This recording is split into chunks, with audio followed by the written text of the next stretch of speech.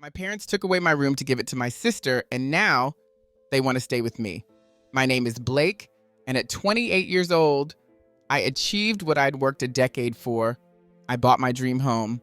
It was meant to be my sanctuary, a peaceful place just for me. However, that peace was short-lived once my family got wind of my new home. This tale is one of favoritism, sacrifice, and the extents to which some will go to keep you bound to obligations you never agreed to. Growing up, I always played second fiddle to my younger sister, the family's golden child. She could do no wrong in our parents' eyes, whereas I was merely the perpetual understudy. Our family dynamics were always skewed in her favor. She invariably won any competition for attention, privileges, or resources. A vivid memory from when I was 16 underscores this. I was ecstatic to finally have my own room upstairs after years of sharing. However, when my sister turned 13, my parents decided she needed more space due to her growth spurts and reassigned her my room. I was relegated to a tiny basement room, barely fitting my bed and desk. That was my wake-up call. If I wanted something, I'd have to secure it on my own. Determined, I threw myself into my studies and scrimped together every penny from part-time jobs. Independence was my goal, and by 18, I was off to college, funded by scholarships and my savings. While I maintained a necessary distance from my family to preserve peace, I avoided getting sucked back into the dysfunctional dynamic. Meanwhile, my sister, having lacked direction, quickly returned to live with our parents post-high school. Despite their disappointment, they applied no pressure on her to strive for more. Despite her lack of direction, my parents made excuses for her, claiming she was trying to find her passion or needed more time to figure things out. It was frustrating to watch, but I stayed out of it, concentrating on my own career growth. Over the next decade, I climbed the professional ladder and reached a point where I could afford a mansion, a tangible symbol of my hard work and determination. The house was everything I had envisioned, spacious, bathed in natural light, and solely mine. Achieving this made me feel truly accomplished for the first time. However, this newfound peace was short-lived. News of my purchase reached my family, and their reaction was telling. It began with a call from my parents, who feigned surprise at my success. Their congratulations came with a quick pivot to hints about wanting to visit, so I reluctantly agreed to host them for a weekend. Their visit, however, was far from warm. They scrutinized every detail of the house, from the decor to the choice of furniture. My mother even made a pointed remark about the house being too large for one person, suggesting it could serve as a family home if I were open to reconciling with relatives. Trying to dismiss their comments as mere adjustments to my success, I remained composed until my father subtly brought up my sister. He mentioned her recent struggles and casually proposed that she could stay in one of my guest rooms just for a while to help her get back on her feet. This suggestion was audacious, given my sister's consistent avoidance of any personal growth. It was shocking that they expected me to offer my sanctuary to someone who had always had things handed to her, which I had to fight for every step of the way. Without hesitation, I refused. I didn't feel the need to justify my decision. I simply told them it wasn't going to happen. That's when my mother's demeanor shifted drastically. She erupted into a tirade, claiming they had sacrificed immensely for me, provided everything I ever needed, and expressed disbelief at my perceived selfishness. It was as if they were trying to guilt me for safeguarding the one thing I had earnestly worked towards. Following their departure, I hoped the issue would dissolve, that they would come to understand my stance. However, just a few days later, I received a heartfelt pleading letter from them. They portrayed my sister as a victim of unfortunate circumstances and suggested it was my responsibility to support her. Feeling overwhelmed, I turned to the internet for some perspective, sharing my predicament on a forum. The support was immediate and abundant. Many encouraged me to maintain my boundaries. This external validation was crucial, yet my family persisted. The letter was merely the start. My parents intensified their efforts, inundating me with texts, sometimes multiple times a day, imploring me to reconsider, emphasizing that family is all we have. I ignored these messages, hoping they would relent, but they only became more frequent and desperate. When my silence continued, the tactics grew harsher. My mother sent a message labeling me as ungrateful and lamented that they had always opened their home to me, a painful reminder of the years I spent relegated to the basement so my sister could have my room. As their attempts to guilt me intensified, I reached out to several close friends to ensure I wasn't being unreasonable. Unanimously, they confirmed my family was crossing boundaries. One friend remarked that it seemed my parents were only focused on my sister's comfort and were trying to manipulate me into taking responsibility for her poor choices. Another pointed out that they didn't seem to care much about me until I bought the mansion. Hearing this reinforced my determination, and for the first time, I felt like I truly had a support system beyond my family. Then, unexpectedly, a message came from my sister, the first in years. She had rarely reached out, not even during holidays. Her message was brief and apologetic, saying she was sorry for the past and asking if she could stay at my place temporarily. There was no real explanation or acknowledgement of past actions, just a superficial apology followed by her request. The message felt insincere, as though she was saying only what she thought I wanted to hear. I responded with a firm but courteous refusal, explaining that I couldn't be responsible for her choices. That's when everything spiraled. Within moments, her messages became an onslaught of accusations, claiming I thought I was too good for my family and calling me heartless and selfish. She threw every insult she could muster, saying I was arrogant and had forgotten where I came from. The anger was palpable, even through the screen. It was clear that this wasn't just about needing a place to stay, it was about me denying her what she wanted. Shortly after, my parents began calling. Their voicemails were filled with disappointment, reminding me of how they had supposedly raised me to prioritize family. They dredged up old childhood memories, framing themselves as selfless parents who had given everything for me, conveniently ignoring the years I had felt overlooked and undervalued. I considered blocking them, but I hesitated. Despite everything, cutting them off entirely felt drastic. A part of me still hoped they would realize they had gone too far and would step back, but that hope was fleeting. The constant barrage of messages began to wear me down. The situation escalated to the point where it began affecting my concentration at work. I found myself incessantly checking my phone, anxious about receiving another manipulative message. Doubts about whether I was being too harsh started to creep in, but reassurances from friends in their texts helped anchor me. One afternoon at work, while I was deeply engrossed in a report, my phone wouldn't stop buzzing. Assuming it was another barrage of texts, I ignored it. But then, a missed call from the front desk caught my attention. Soon after, a coworker approached me with evident discomfort and quietly informed me that my parents were in the lobby, insisting on seeing me. I was stunned. They didn't even know my workplace, which meant they had gone out of their way to track me down. Bracing myself, I headed to the lobby, hoping to quickly resolve whatever scene awaited.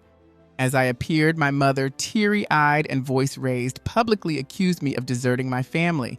Beside her, my father stood with a stern expression, both making it clear they were unbothered by the onlookers.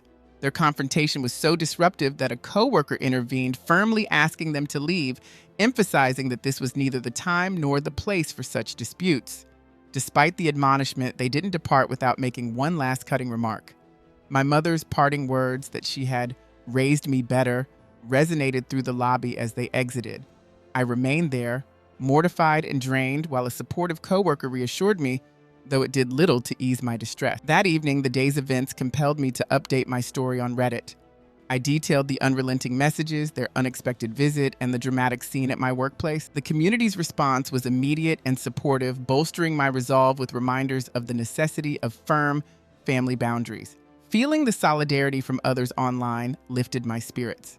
The support in the comments section instilled a renewed determination in me. I recognized that I could no longer allow my family to draw me back into their toxic cycle. This was my life, and it was imperative that I protect my peace, even if that meant confronting those who were supposed to love me unconditionally. Update 2. After the workplace confrontation, my parents escalated their tactics dramatically. They broadened their campaign by involving other family members, which I hadn't anticipated. One morning, I was bombarded with notifications from a lengthy and emotional Facebook post they had made. They portrayed me as a heartless daughter who had turned her back on her family despite their alleged sacrifices. Their post was meticulously crafted to evoke sympathy, detailing the love and care with which they raised me, and expressing their profound heartbreak over my refusal to assist them in their time of need. They cunningly suggested that I was obligated to help because of their financial support well into my adulthood, a blatant distortion of the truth. My phone was inundated with messages from confused, judgmental, and disappointed relatives. Some messages were inquisitive, merely asking for clarity, but the majority were accusatory, labeling me as selfish and ungrateful and chastising me for seemingly forgetting my roots. What made this even harder was that these accusations didn't just come from distant relatives, but also from those with whom I had previously been close. The narrative spread quickly, and even distant cousins who I hadn't interacted with for years joined the fray, criticizing me without understanding the full context. My aunt, especially close to my mother, expressed her disbelief at my actions, reinforcing the vilifying narrative my parents had spun. As the barrage of messages continued, I contemplated sharing my perspective publicly to counteract the narrative, but hesitated, fearing it might seem petty or escalate the situation further. The humiliation from their public denouncement was already overwhelming.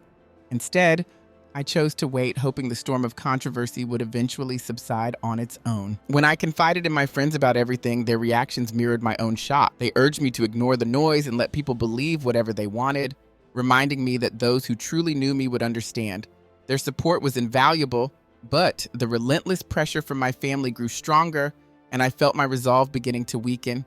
Each day brought a new wave of guilt-laden messages emphasizing the importance of family or subtly implying that my parents' distress was my fault. Then my parents escalated further by reaching out to old family friends, people who knew me as a child but had little involvement in my adult life. They shared their narrative with these friends, portraying me as someone who had abandoned them when they needed me most. Before long, I was receiving messages from those family friends too, echoing the same guilt-driven sentiments I had already faced from relatives. The longer this continued, the more frustration and anger simmered inside. It felt like an endless battle where no matter what I did, they would keep pressing until I gave in. But surrendering after everything I had endured felt like betraying myself and everything I had worked for. I couldn't allow myself to be guilted into opening my home to someone who hadn't made any effort to change. It was then that I started to seriously consider going no contact. Although I knew it would be a difficult step, it seemed like the only way to regain control of my life. Realizing my parents had crossed a major line with their public post, I made my decision. I blocked both my parents and my sister on all social media platforms, deciding that enough was enough. However, I didn't want to leave things unresolved, so I posted a brief composed message on my own profile. I explained that I needed privacy and wouldn't be discussing personal family matters online. I kept it simple and didn't share any specific details, just set a boundary and left it at that. The responses varied. Some family members reached out to express their understanding and respect for my decision, while others weren't so supportive. A few left passive-aggressive comments insinuating that I had changed or lost my way. Those remarks stung, but I knew I couldn't keep sacrificing my well-being to please everyone. At the suggestion of a close friend, I decided to seek counseling to help me navigate everything I was facing. I found a therapist who specialized in family dynamics, and from our very first session, I knew it was the right choice. We discussed setting firm boundaries and prioritizing my mental health, concepts I had always struggled with when it came to my family. Just as I began to feel like the chaos might finally subside, a message came through a distant cousin hinting that my parents were considering legal action, insisting that I owed them for years of supposed support. The idea was ridiculous, but I couldn't dismiss it. I updated my Reddit post with the latest twist, and once again, the outpouring of support was incredible. People shared their own stories, offered words of encouragement, and even provided advice on the legal steps I could take if my parents decided to escalate the situation. Each comment reminded me that setting boundaries wasn't just an act of defiance, it was an act of self-preservation. My therapist kept encouraging me to stay focused on my well-being and to remember that protecting my peace was not about revenge, but about self-care. Knowing that others had faced similar battles and emerged stronger made a world of difference. The pressure from my family hadn't disappeared, but I felt more equipped to handle it. This journey had become about more than just standing up to my parents. It was about reclaiming control over my own life and future. Update 3. Just when I thought things couldn't get more surreal, a letter arrived. It was from a lawyer representing my parents, demanding repayment for alleged living expenses and years of support. The list of expenses, padded with exaggerated figures and reaching as far back as my childhood, would have been laughable if it wasn't so serious. The irony was that I'd left home at 18 and had been financially independent ever since. I knew I needed legal counsel to navigate this. My attorney reviewed the letter and reassured me that their claims were baseless and unenforceable. Legally, they had no ground to demand any repayment. Still, my lawyer advised caution, suggesting I gather any relevant records that could back up my case if needed.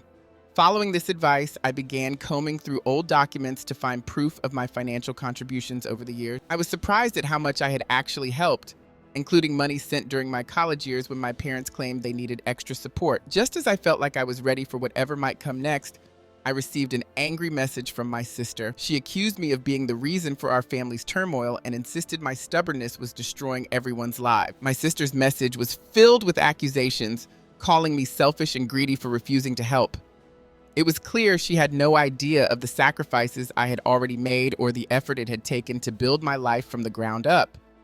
Ignoring her wasn't easy, but I knew I couldn't let myself be drawn back into their drama. Not long after, a message from a cousin arrived that caught me off guard. This cousin had witnessed the drama playing out on social media and reached out privately to share her support. She revealed that she, too, had experienced the sting of my parents' favoritism toward my sister and had distanced herself from them years earlier because of it. Her understanding and encouragement felt like a burden lifting off my shoulders, giving me a sense of solidarity I hadn't felt in a long time.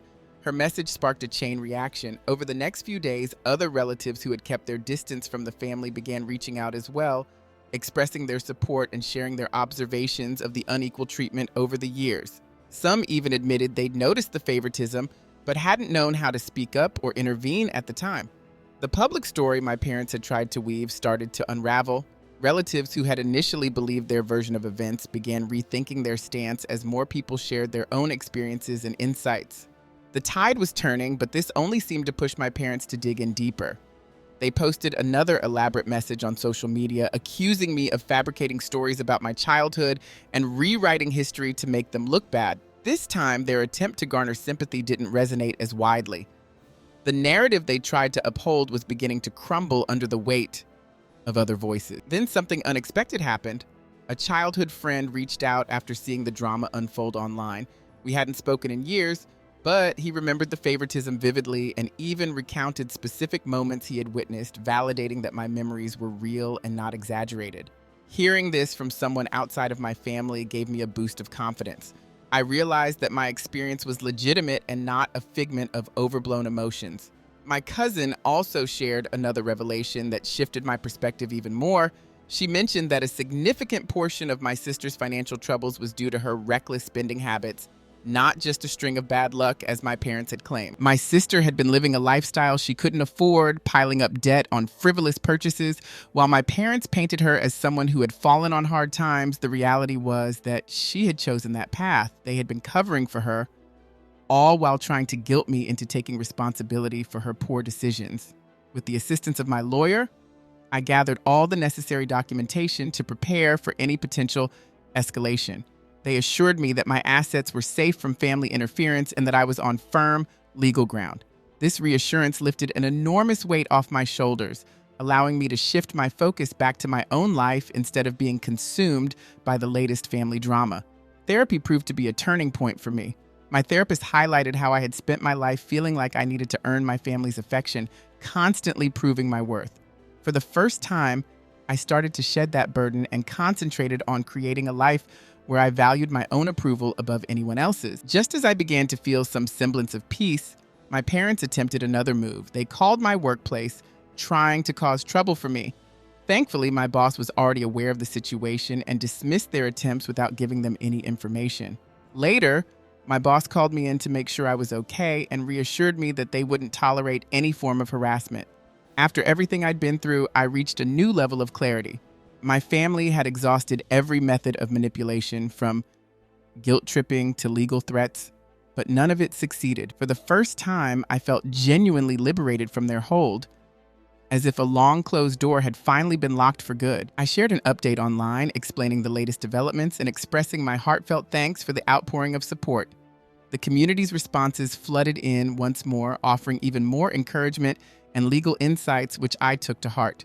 Their shared stories and words of wisdom reinforced my decision to stand my ground and reminded me that I wasn't alone in facing such struggles.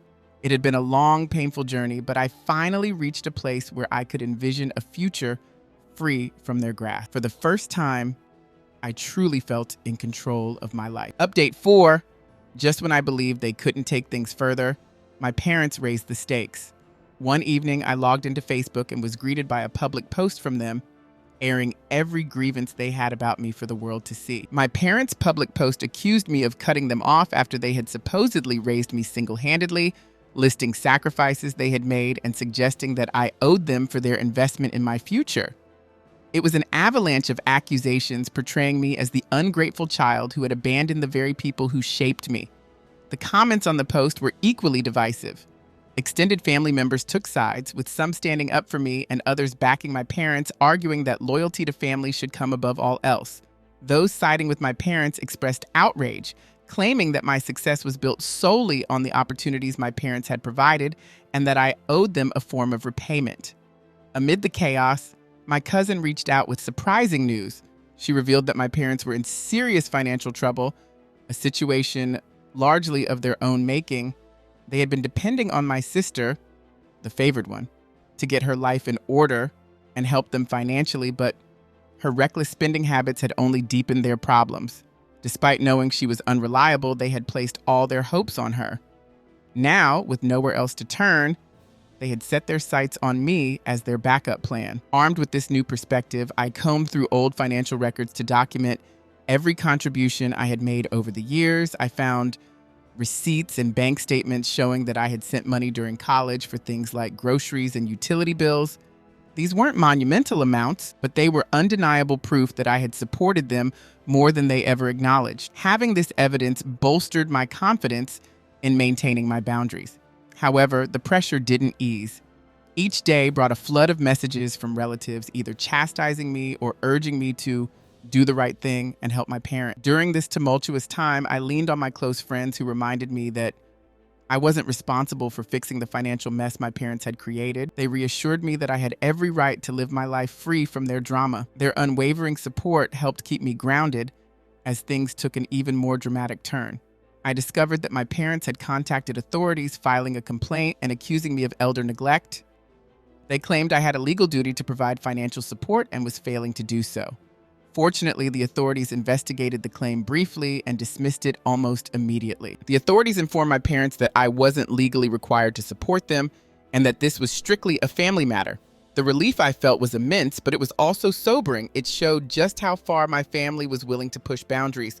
But the real shock came when I received a message from my sister. She sent me an ultimatum demanding that I give her a guest room in my house for as long as she wanted. She framed it as though it was the least I owed her for everything she endured growing up. Her entitlement was staggering, as if being my sister alone granted her rights to my home.